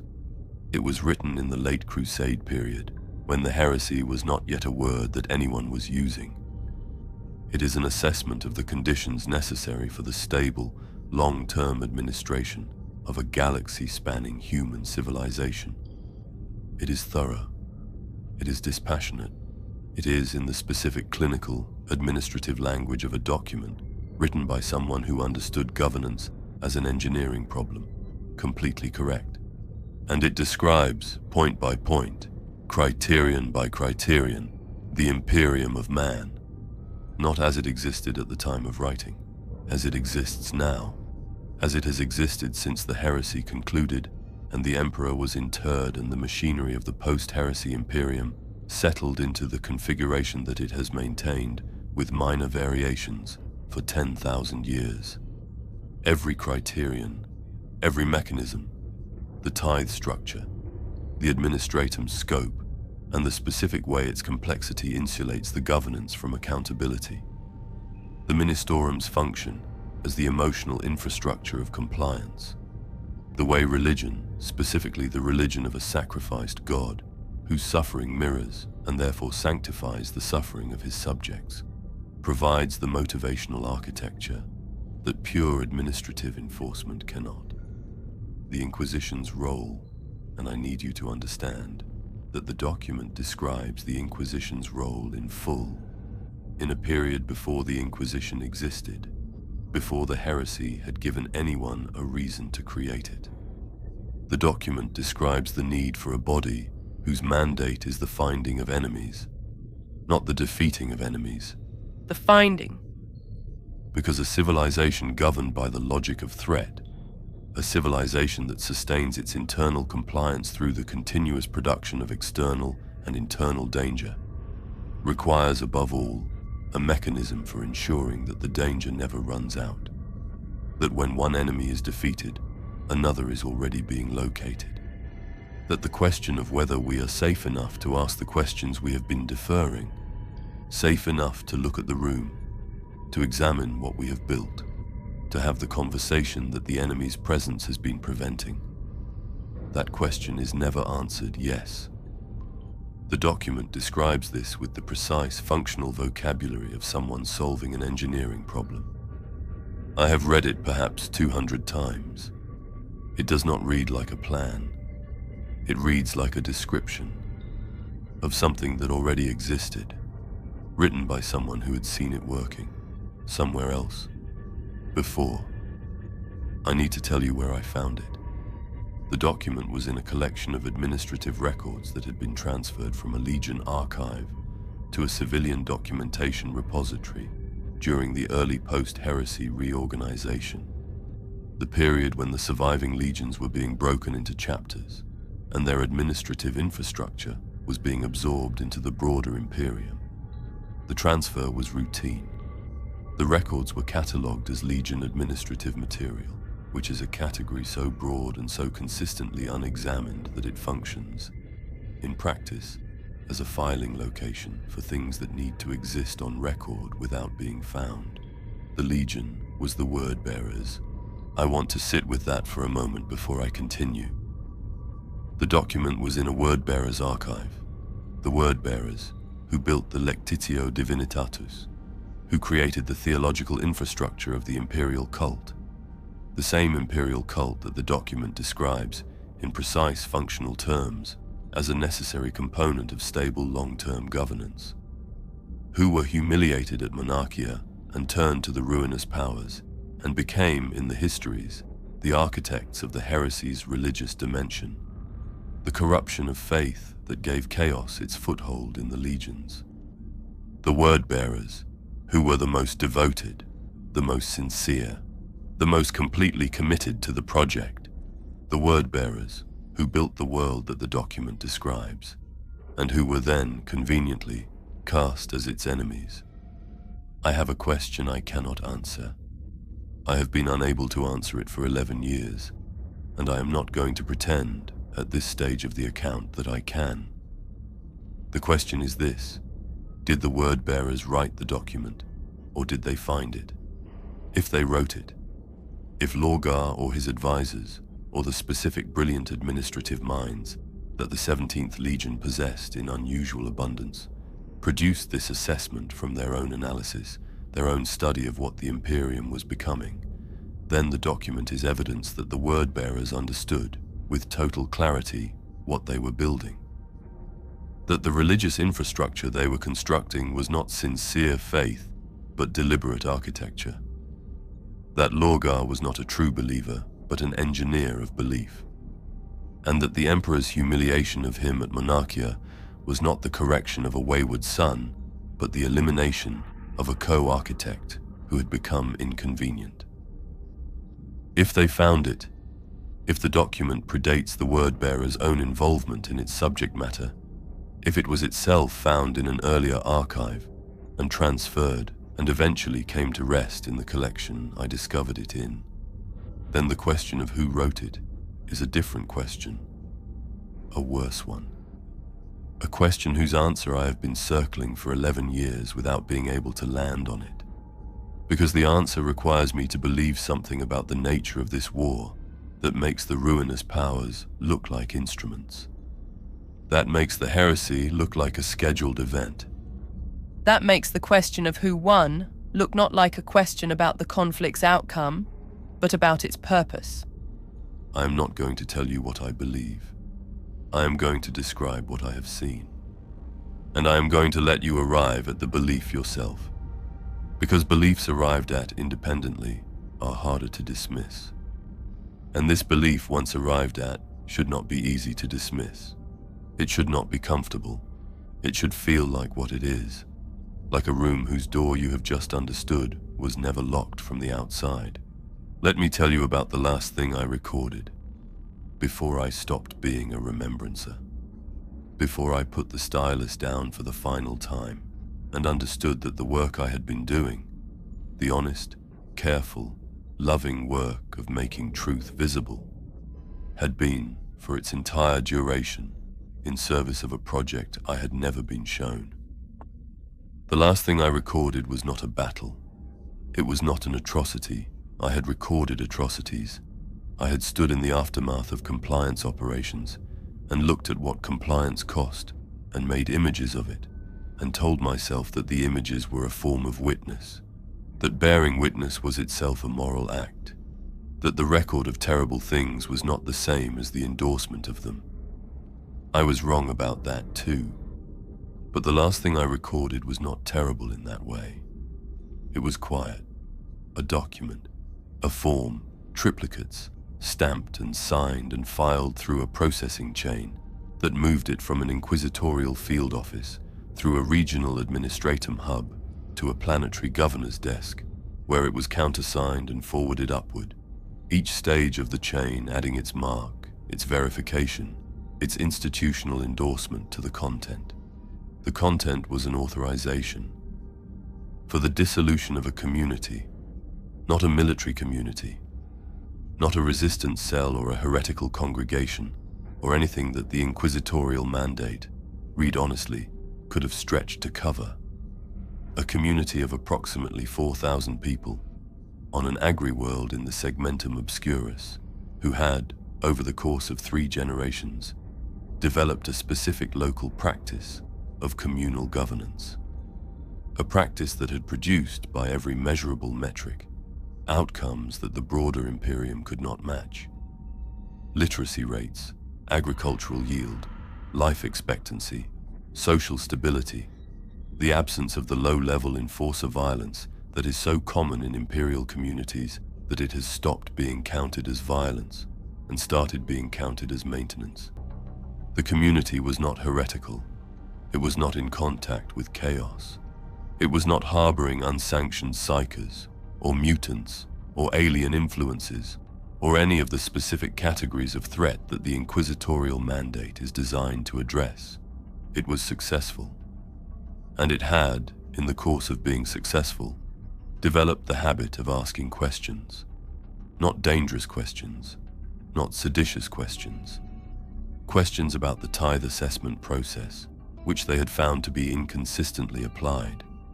Questions about the distribution of agricultural support infrastructure, which they had found to favor certain regional interests over others. Questions about the basis for certain ministorum directives that they had found, in practice, to produce outcomes the directives claimed to prevent. Good questions. Honest questions. The questions of people who had become, through 3 generations of successful communal governance, too competent to be comfortable inside a system that requires its subjects not to be. The authorization dissolved the community. Not the people, I want to be precise, because the precision matters, and because the imprecision is itself part of the mechanism. The people were redistributed, assigned to other agri-communities in the region, individually, separated from each other by the specific administrative logic of resettlement that has a form and a process and a filing requirement, and produces, at the end, a population that has been moved without having been visibly harmed. The practice of communal governance was prohibited. The records of its outcomes were reclassified. The questions were retired. The form was stamped. I have it. I have held it in my hands more times than I have read the document, because the document is the theory and the form is the practice. And there are days when the theory is abstract enough to be academic, and the form is not abstract at all. The form has a weight, the specific physical weight of triplicates in a sealed case, the stamp marks slightly raised against the paper, the signatures of 9 different officials, each of whom understood exactly one step in the chain, and was not required to understand any other. 9 people, each of whom had the face I painted on a Tuesday morning, the face of a man who has stopped asking questions. Here is what I am going to tell you. Not the conclusion. The conclusion belongs to the next chapter, the final chapter, the one I have been writing in my head since the morning I found the form, in the same case as the document, and understood, with the specific and total clarity of a thing seen precisely, what I had been painting for 31 years. Just what I am going to tell you. I am going to tell you about the Imperium that Horus died to prevent. I am going to show you in the final chapter the full shape of the thing, the complete outline of it, the specific mechanism by which a civilization designed to govern through fear reproduces itself, maintains itself, protects itself from the specific threat of its own subjects becoming too capable of examining it. I am going to ask you a question. One question. The same question I asked myself 11 years ago. standing in an archive room with a document in one hand and a form in the other, understanding for the first time that I had been living inside the answer my entire life. The question is not, who built this? The question is not, who benefits? The question is not even, what do we do? The question is the one that every person in this account has been unable to ask, or unable to answer, or unable to survive the asking of. The question is the one that the 4,000 people on the agri-world were asking before the form was stamped. The question that the compliance officer had stopped asking before I found his face. The question that Horus spent 30 years carrying, and one catastrophic moment trying to force into the open. The question that the document, the cold, precise, administrative, entirely correct document, was specifically, architecturally, deliberately designed to make unanswerable. I know what the question is. I have known for 11 years, and in the next chapter, I am going to tell you. But first, I need you to understand something about where we are. We are in the comfortable chapter. This is it. This is the breathing space I promised at the beginning. The chapter with a floor, the solid ground where the weight rests, and the floor is real. Everything I told you at the start of this chapter is true. The mercy of the obvious enemy is real. Chaos is genuinely monstrous. The Traitor Legions are genuinely dangerous. The threat is genuine, and the cost of meeting it is genuine. And none of what I am about to tell you in the final chapter negates any of that. I need you to hold on to that. Because the final chapter is not going to tell you that the floor is an illusion. It is going to show you what is underneath it, and it is going to ask you, quietly, without accusation, with the specific gentleness of a man who has spent 31 years finding his way to a question and wants the finding to be useful rather than merely devastating. Whether you already knew, whether you have always known, whether the floor being real was ever the point, or whether the point was always what you were willing to stand on and what you were willing not to look at, while you stood there, in the light, with the door locked, from the inside. I have been sitting with this for 11 years, and I am tired of being the only one carrying it. There is one more thing. The document, the precise, dispassionate, entirely correct assessment of the conditions necessary for stable long-term governance of a galaxy-spanning human civilization, written before the heresy, found in a word-bearer's archive, describing with complete accuracy the Imperium that has existed for 10,000 years since, has a date. I have not told you the date. The date is the last thing. The thing I almost did not put in this account. The thing I wrote and removed and wrote again. The way the word-bearer survivor said he told me things he had crossed out and rewritten 50 times in his mind over 17 years. The date is the thing that makes the document not an analysis. It makes it something else entirely. I am going to tell you the date in the final chapter, and when I tell you, I need you to understand that I am not asking you to believe it.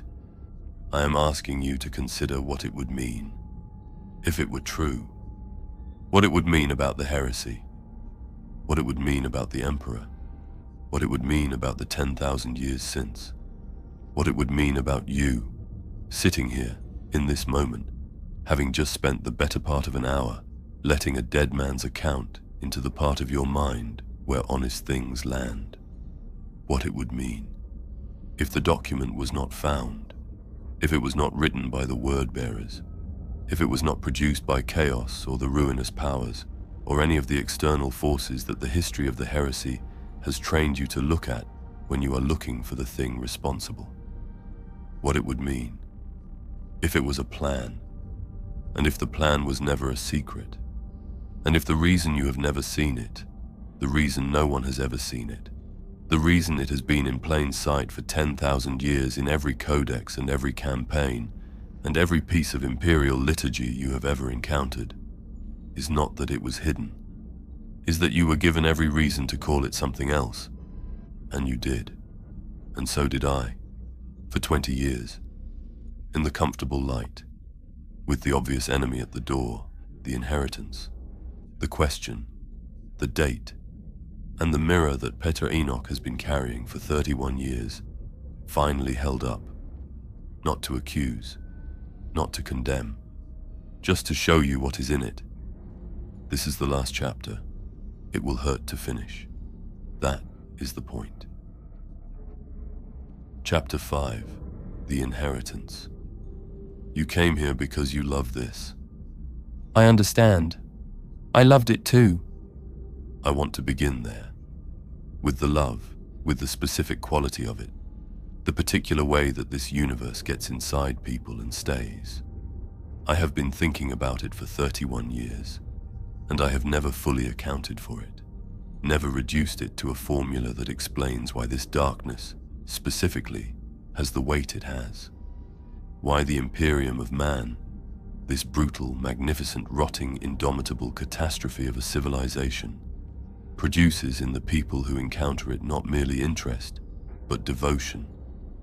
The kind of devotion that builds collections and memorizes lineages and argues, with genuine feeling, about the geopolitical implications of events that never happened on worlds that do not exist. I know that devotion. I felt it standing on the hull of the Phaedrix Reach, watching a compliance fleet translate into real space above a world that was about to become imperial, understanding that I was looking at something so vast and so human simultaneously that the only honest response was to spend the rest of your life trying to be adequate to it. That feeling is real. The love is real. I am not going to take it from you, but I am going to ask you to look at it carefully, with the trained, deliberate, unflinching attention of someone who has spent 31 years learning that the things we love most are precisely the things we are least willing to see clearly. Because I think the love, the specific, genuine, structural love that this universe produces in the people who find it, is the last thing I need to show you, and it is the most important. The date on the document is M30. Specifically, it is dated to a period in M30 that precedes the founding of the Remembrancer program. That precedes the Ulanor triumph. That precedes the formal establishment of the Council of Terror in its post-Crusade configuration. That precedes, by a margin, I have spent 11 years verifying and re-verifying through every dating methodology available to me, the events on Davin. It precedes the corruption of Horus. It precedes the pilgrimage of Lorgar. It precedes, as best I can determine, the infiltration of the warrior lodges by agents of the ruinous powers, the slow seeding of doubt in the legions, the specific sequence of events that the histories of the heresy identify as the causal chain, the sequence of corruptions and infiltrations and turnings that produced, eventually, the war. The document precedes all of it, by decades. I need you to understand what this means, not what it proves. I am a painter, not a scholar, and I hold my conclusions with the appropriate tentativeness of someone who knows that evidence can be fabricated, and dates can be falsified, and archives can be seeded with materials designed to produce specific conclusions for specific readers. I know this. I am not presenting the document as proof. I am presenting it as a question. The question is this: if the document is genuine, if the date is accurate, if the assessment it contains was produced in M30 by whoever produced it, then the heresy did not create the Imperium we have. The Imperium we have was designed before the heresy, and the heresy was the mechanism by which the design was implemented. Not a wound, not a catastrophe survived, not the near death of a civilization that emerged scarred, but structurally intact from the worst thing that had ever happened to it. A construction project, conducted at a cost of uncountable human lives, the destruction of the Emperor's physical capacity to govern, the permanent sundering of the legions, the loss of the Webway initiative, and everything it would have meant for humanity's relationship with the warp. All of it. The full, terrible, comprehensive cost of the heresy, paid in full. In exchange for the Imperium we have the tithe, the administratum, the ministerum and the God Emperor and the Inquisition, and the permanent self-sustaining, architecturally necessary enemy at the gates that ensures the questions never have room to form. The document describes all of it, dated to before it existed. I told you I was going to tell you whose move it was. The opening move. The one I described at the end of Chapter 3. The move made by whoever looked at the trajectory of the Great Crusade and decided that the outcome it was moving toward was unacceptable. Whoever determined that a galaxy-spanning human civilization that was rational and free and genuinely committed to the flourishing of the people inside it was a thing that could not be permitted to exist. I said it was not chaos. I said the ruinous powers were the instrument. I have spent 11 years trying to name the hand. I am not going to name it. Not because I do not have a conclusion. I have a conclusion, arrived at through 11 years of careful, documented, cross-referenced analysis. And the conclusion has a specific shape and weight and implication that I have lived inside long enough to know its dimensions precisely. I am not going to name it because the naming is not the point. The naming, in fact, is the trap. Here is why. If I name the hand, if I tell you that the document was produced by this specific actor, for this specific reason, as part of this specific plan, then what I have given you is a villain, a responsible party, a place to put the weight of it, a target for the anger that the weight generates, a narrative structure with a cause and an effect, and an agent and a consequence. And the moment I give you that structure, I have given you the thing that the structure is designed to produce. I have given you the obvious enemy, and you already know what the obvious enemy is for. So I am not going to give you the villain. I am going to give you something harder than a villain. I am going to give you the mirror. Here is what the Warhammer 40,000 universe is. Not what it contains. Not the lore, not the factions, not the 10,000 years of history and conflict, and the specific, extraordinarily detailed cosmology of a fictional universe that has been built and tended and expanded for decades by hundreds of people who loved it. Not what it contains. What it is. It is a universe in which the darkest possible version of human civilization, the most fearful, the most controlled, the most systematically destructive of the specific human qualities that make civilization worth having, is presented as the thing worth saving. Not ironically, not as a dystopian warning, not in the register of a cautionary tale that holds up the darkness to illuminate the light by contrast, as the thing worth saving. The Imperium of Man is the protagonist of the Warhammer 40,000 universe in the deepest structural sense, not because it is good, but because it is ours. Because humanity is what we are, and the Imperium is what humanity became, and the enemies arrayed against it are, whatever their variety, external, other, not us. And we, the people who love this universe, who have spent years or decades inside it, who feel the specific devotion I described at the beginning of this chapter, we have made our peace with this. We call it grimdark. We say that is the point. The point is that there are no good options. The point is that the Imperium is terrible, and it is still the best available answer to a galaxy that is trying to kill every human being in it. The point is the tragedy of it, the specific, operatic, magnificent tragedy of a civilization that contains everything best about humanity and everything worst, ground together in a machine that runs on both equally, that cannot function without the heroism and cannot function without the atrocity. That is simultaneously the proof that human beings are capable of extraordinary things, and the proof that extraordinary things are not enough.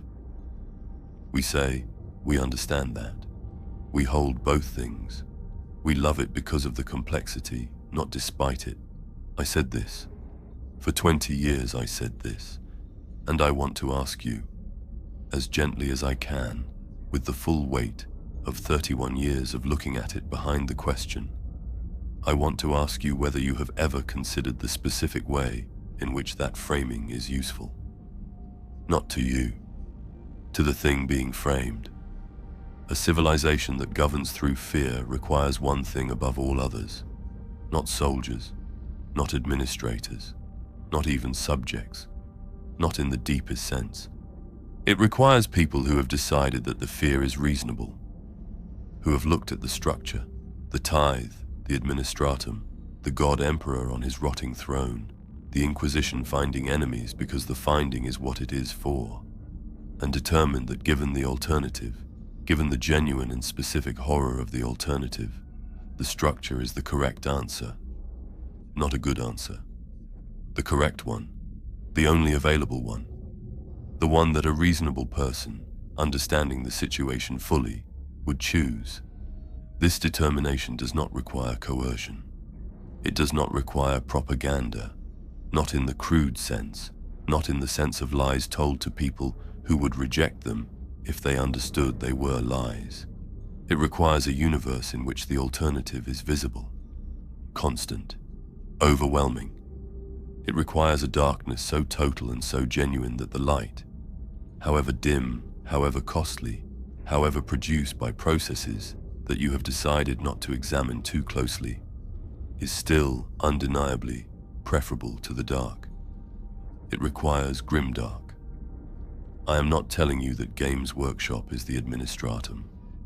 I am not telling you that loving this universe is a political act, or a moral failing, or evidence of anything except the specific, genuine human capacity to find beauty in darkness and meaning, in tragedy and community, in the shared experience of something enormous. The love is real. I said that at the beginning, and I mean it at the end. But I am asking you the question that Horus spent 30 years trying to ask, that 4,000 people on an agri-world were asking before the form was stamped, that the compliance officer had stopped asking before I found his face in grey morning light. I am asking you to notice something. When you engage with this universe, when you read the codex, when you paint the miniature, when you watch the account, when you sit in the particular quality of darkness that this specific darkness provides, what is the emotional posture you bring to the Imperium? Is it critique? Is it grief? Is it the active, productive, uncomfortable engagement of someone who loves a thing and is therefore capable of seeing it clearly? Who holds the Imperium's horror with the specific attention of someone who refuses to let the horror become aesthetic? Who insists on feeling what the horror costs rather than appreciating what it looks like? Or is it something else? Is it the comfort of the obvious enemy? The specific relief of a darkness that is so comprehensive, so well established, so thoroughly the condition of the universe that resistance to it has stopped feeling like a choice and started feeling like the nature of things? Is it the face? The face of a man who has found, inside the thing he loves, a place where the questions do not reach. I am not accusing you. I am asking because I wore that face for 20 years, and I painted it, and I called it honest work. Here is what Horus wanted, not what chaos made of him, not the War Master, not the architect of the Siege of Terror, the being who raised his talon over his father's broken body in the moment that defined the next 10,000 years.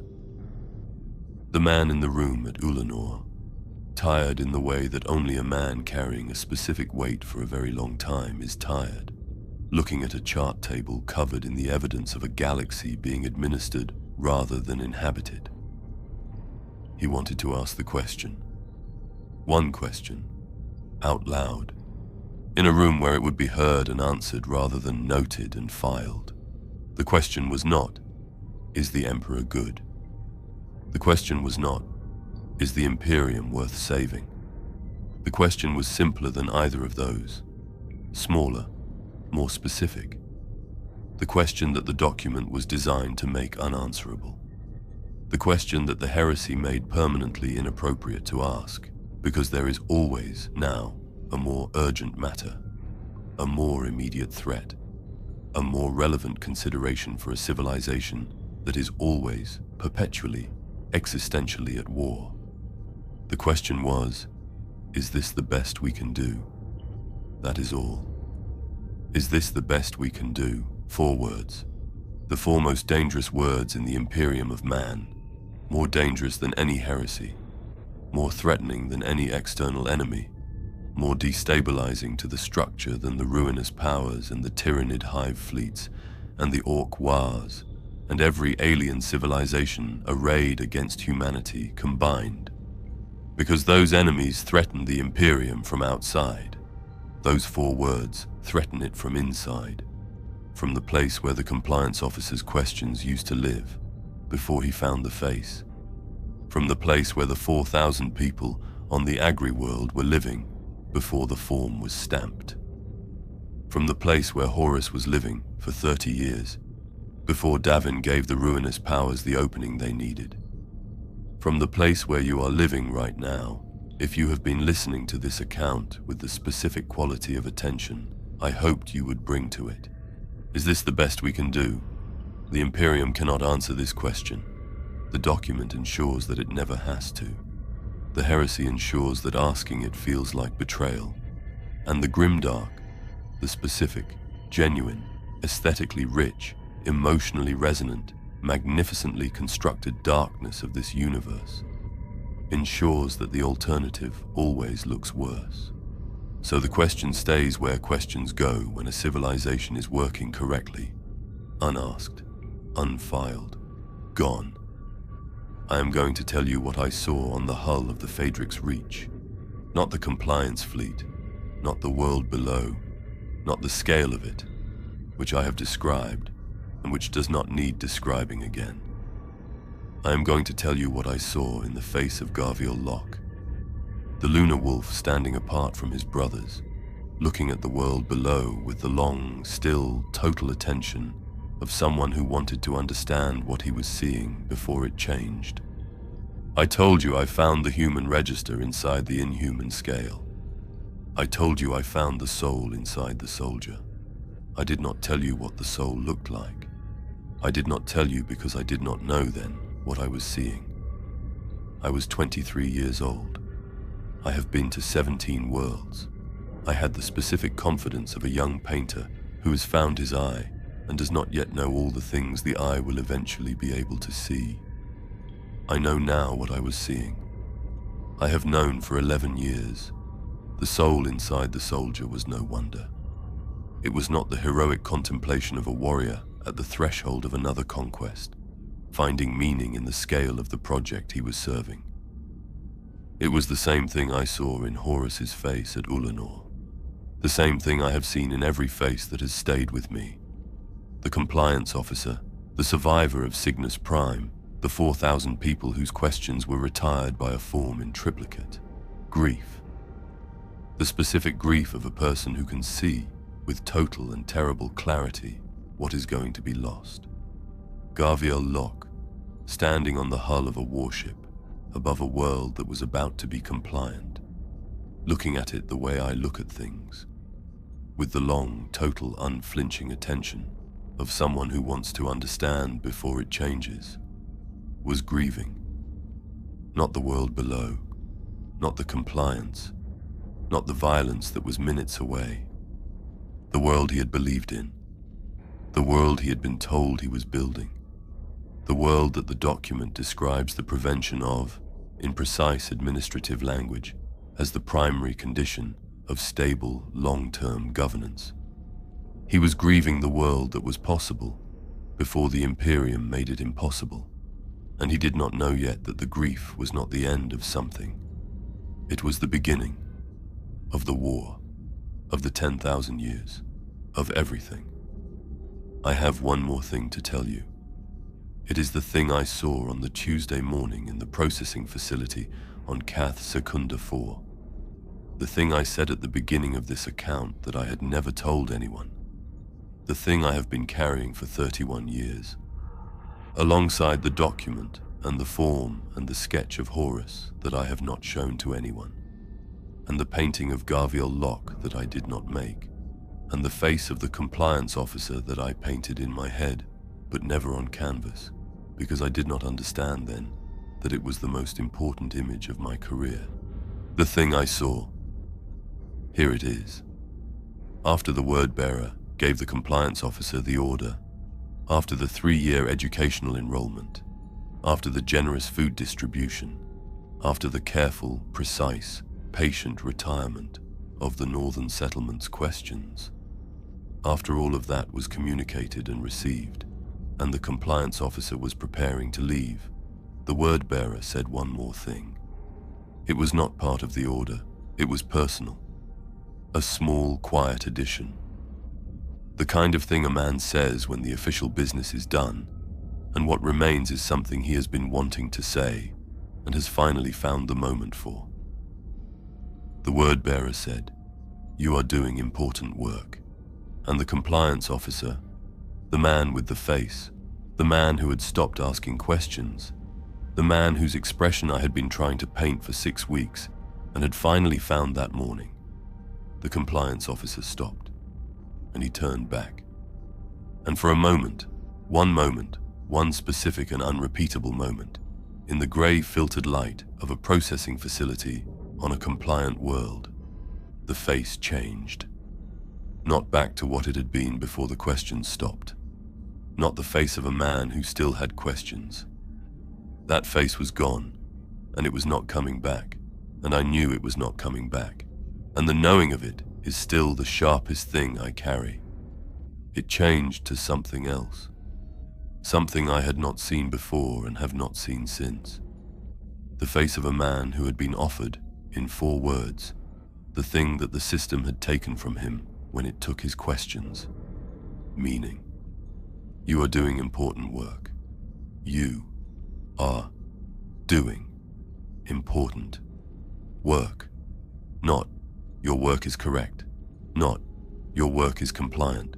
Not, your work meets the criteria and will be filed and assessed and noted, but important. A word that means the work matters, that the person doing it matters, that the gap between the machinery and his understanding, the gap he had decided was not his responsibility to close, has been closed by someone else on his behalf, by the simple act of telling him that the machinery is worthy of the gap. He stood in that grey light for perhaps 3 seconds, and then the face came back, and he left, and I put my stylus in my pocket, and I did not paint for 11 days. Because what I had just seen was not brutality. What I had just seen was not the Imperium at its worst. What I had just seen was the Imperium at its most functional, at its most precise, at its most perfectly, efficiently, completely itself. A man whose capacity for questions had been systematically retired over the course of a career, offered the one thing that made the retirement feel like a choice rather than a removal. Given meaning. Given importance, given the specific, targeted, architecturally necessary gift of feeling that the gap was not a loss but a contribution, that not asking was not an absence but a form of service, that the face of a man who had stopped asking, was not the face of diminishment. It was the face of someone who understood, someone who had matured into the wisdom of recognizing that some questions are not theirs to ask. Someone who was doing important work. I have looked at that moment for 31 years. I have looked at it the way I look at everything, with the trained, deliberate, unflinching attention of a man whose entire professional life has been built on the belief that seeing things clearly is the most important thing a person can do. And here is what I see. I see the heresy, not the war, not the killing, not the siege and the betrayal and the father and the son and the 10,000 years of consequence. The heresy, the actual heresy, the thing that the war was the expression of, the thing that the document describes, the thing that the ruinous powers found and used and were themselves used by, the thing that predates the corruption and the pilgrimage and Davin and all of it. The actual heresy is not the rebellion of Horus. The actual heresy is what made the rebellion impossible to win. It is the retirement of the question. It is the face of a man who has been given meaning in exchange for the capacity to ask whether the meaning is real. It is the moment when a civilization stops being a project its people are building and becomes a weight its people are carrying, and the people cannot feel the difference because the weight has been made to feel like purpose. That is the heresy. It was not committed by Horus. It was not committed by Chaos. It was committed against the compliance officer on Cath Secunda 4 and the 4,000 people on the Agri-world and the 9 officials in the chain who each understood one step and were not required to understand any other, and Gavial Locke on the hull of the Phaedrix Reach, and every soldier who has ever been told that the war they are fighting is important without being told what it is for. And it is committed every day, in every corner of the Imperium, in forms so numerous and so routine that they have stopped being visible as acts and started being visible as conditions, as the nature of things, as the way things are. I am going to finish now, not because the account is complete.